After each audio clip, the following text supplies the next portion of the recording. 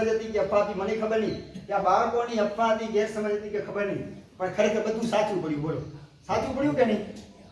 ખરેખર અમને હતું નહીં કે આ હમણાં છોડી દેશે, થોડા મહિનો ચાલશે, 15 દિવસ આ છોકરાઓ ટકે નહીં. પૃથ્વી વર્ષિતપ, માતૃવર્ષિતપ. માતૃવર્ષિતપ એટલે જો માર્ગીની સાથે વૈશાલીબેને વર્ષિતપ કર્યું અને મોનિકાબેનની સાથે આગળની કર્યું. માતૃવર્ષિતપ, મોક્ષ વર્ષિતપ. વર્ષિતપ કર્યો એટલે શું મળ્યું? મોક્ષનો પાસ મળ્યો. શું મળ્યો? મોક્ષનો પાસ મળ્યો છે.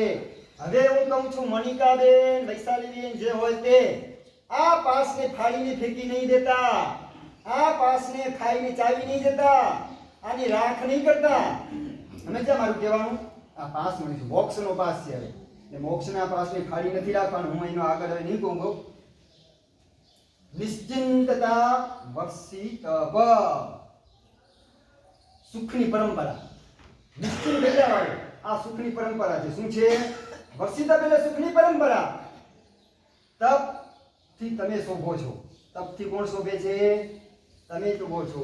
અને એ તપ તમારાથી તપ શોભે છે. ખરેખર ભાગમ અને માર્ગી જેવા એનાથી તપ શોભે છે ને તપથી એ શોભે. જબરજસ્ત છે.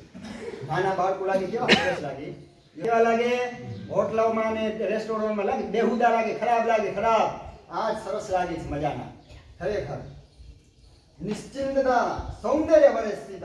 તપથી એ શોભે છે ને એનાથી તપ શોભે છે. સૌંદર્ય આ જ સાચું જીવનનું સૌંદર્ય છે.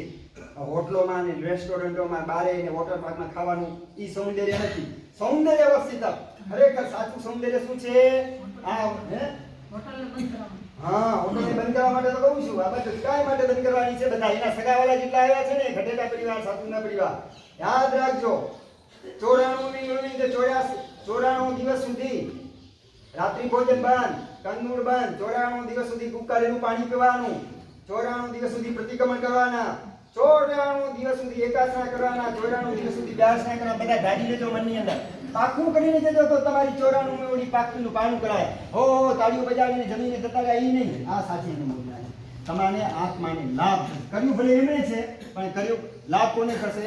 તમને. સાધના આરાધના ભગવાન મહાવીર સ્વામીએ કરી છે, પણ એનો લાભ શ્રેણીક મહારાજા લૂંટી ગયા. કોણ લૂંટી ગયા? શ્રેણીક મહારાજ. 94 ભૂરી ઓળી ભલે આમણે કરી, પણ એનો બધો લાભ કરવાનો અનુમોદના કરીને કોને કરવાનો? લાભ લૂંટવાનું છે. તમારે બધાને લૂંટવાનું છે. સુરક્ષા વર્ષિતપ, જબરજસ્ત સુરક્ષા. કેવી રીતે ખબર છે? વર્ષિતપ એટલે દાદા આદિનાથ પ્રોટેક્શન. દાદા આદિનાથ જેડ સિક્યુરિટી. કેટલો મોટો પ્રોટેક્શન મળ્યો. તમે વર્ષિતપ કર્યો એટલે દાદા આદિનાથ તરફથી પ્રોટેક્શન મળ્યું, જેડ સિક્યુરિટી મળી છે એમના તરફથી એમને. અને જો તમે બધું કરવા ગયા ને, અમે આગળ બોલ્યો નહીં, તો આ બધી દાદા છે ને બધી તમારી જેડ સિક્યુરિટી ઉઠાવી લેશે. પ્રોટેક્શન. બરાબર ને ભરતભાઈ? શું કહું છું? સમજી ગયા હું શું કહેવાનું છું?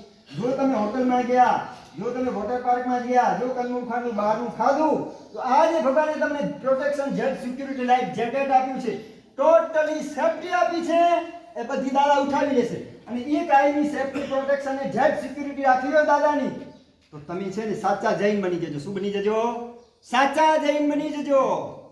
સાચા જૈન એટલે કોને કહેવાય ભાઈ? ભગવાનની આજ્ઞા હોય પ્રમાણે સાચા શ્રાવક બની જવાનું, સાચી શ્રાવિકા બની જવાનું.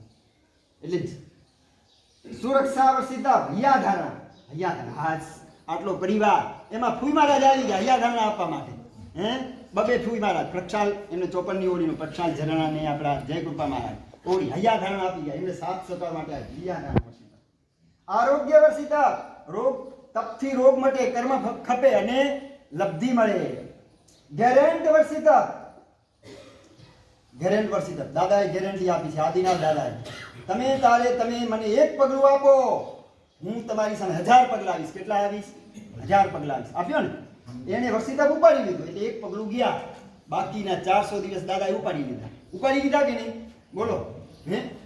આગમ, માર્ગી અને આ દેવાંગી. અમારા તો સાધી મહારાજ તો છે જો ચોડ્યાનું હોળીમાં, પણ આ એમના વાલા ભત્રીજા ને ભત્રીજીને આ બધા છે ને, એટલે એ વર્ષિતપ છે ને, એનું વર્ષિતપ નિમિત્તે જ આ બધું છે. વર્ષિતપને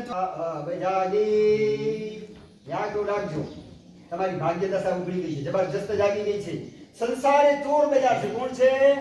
ચોર બજાર. એટલે બધું લૂંટી જાય, ચોરી જાય.